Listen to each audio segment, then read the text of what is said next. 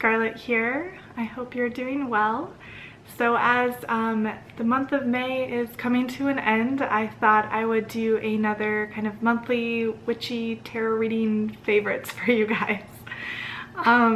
So one of the fun things I did this month is I went to New Orleans for a few days and had a great time. Went on a couple tours. I went on a ghost tour and a tour of the Garden District and ate a lot of really delicious food, a lot of oysters and things like that. So it was a really great time. And one of the cool things that I discovered was on Frenchmen Street, where they do a lot of great live music every night. They actually have a nighttime cute little art market. So I found this this one artist, and he was selling these kind of bronze rings and jewelry, and then they were stamped with different tarot card designs. So I was like, oh my god, this is the best thing ever. So I bought this ring here. I'll see if I can zoom in the camera, but it's the Hermit. It might be a bit hard to see with the light, but it's it says the Hermit down here, and it's got kind of the old man holding the lantern there. And then around the band it's got a couple other images. So it has kind of a sun here, and then the moon, so kind of like the sun and moon card. And I think this one is the top of the star on the other side. So I just thought those designs were just so cool, and it was such a fun idea trying to like stamp tarot designs into bronze. So I'm really pleased with that purchase. And the Hermit, the one I chose, is one of my favorite cards. It shows up in my personal readings a lot as well. So on that same kind of category, I have a couple other tarot things to show you. So one of the books I've read is The Creative Tarot, and this is by Jessica Crispin, and she actually started a blog called The Book Slut, which is really interesting. You should read some of her her entries. She travels a lot and writes about tarot, and kind of has this really kind of poetic, in-depth writing style. It's very visual. It's very beautiful. And this book in particular is about how to use the tarot cards and tarot readings to kind of inspire you creatively. And she connects each card with an artist or a musician or someone like that. So it kind of, for new tarot readers, it also kind of helps you remember the cards in a way if you're going through the process of learning them.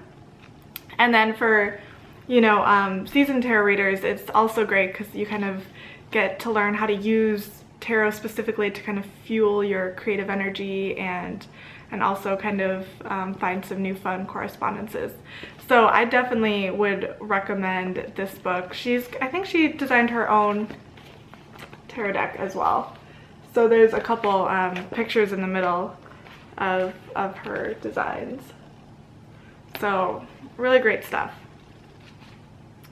And then on the another thing that I got is I got this cute little cozy tarot wrap from this online store called Betwixt and Between. So I'll probably link them down in the description. But if you're like me, I have like several decks that I've had for like years and years, and their boxes have just disintegrated.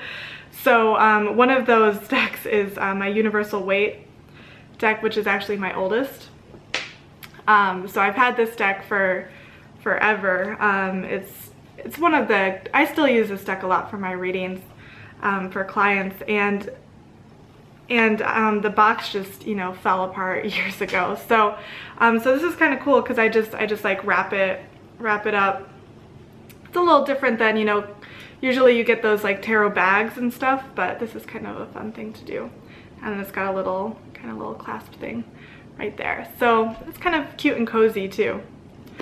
And the last thing I wanted to show you is a new deck. So actually, that's interesting. Everything here is tarot related. It's been a very like tarot related month. So this is the Invisible Light Tarot by Brandy Allen. And it comes in this box with a little pull tab. And I'm gonna do a more comprehensive written review when I've used it in readings a lot more. Sometimes it takes me a little while to like really get a good handle on the deck and how I like to use it and things like that, but that'll be coming up soon. So it comes with just a little kind of basic book here, like a lot of decks do. And then the cards themselves are very thick cardstock and kind of pretty square, not as long rectangle, and they're got this kind of like shiny, it's a little hard to pick up on camera, but it's kind of silvery on the edges there. And the designs are kind of photographic based and kind of mystical. This is one of my favorites. I actually pulled this as the card of the day yesterday. So this one's Strength. And we have Empress. So a lot of them are in black and white.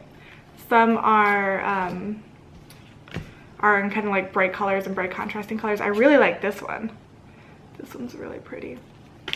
So these ones, sometimes they connect with the kind of symbolism you find in other decks, and sometimes it's more intuitive. So I think this is going to be much more of an intuitive deck than one that you could rely on that imagery and symbolism in the card.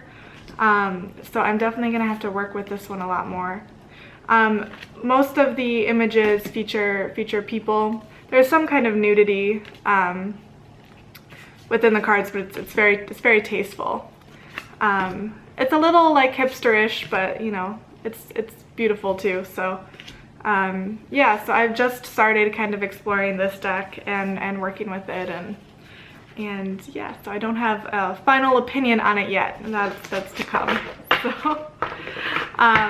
So that's some things that I got this month, and those were yeah, it's kind of like fun to talk to you guys about like new things I've been doing and getting. I know like monthly favorites aren't everyone's cup of tea, and that's fine, but if it is your cup of tea, then here you go.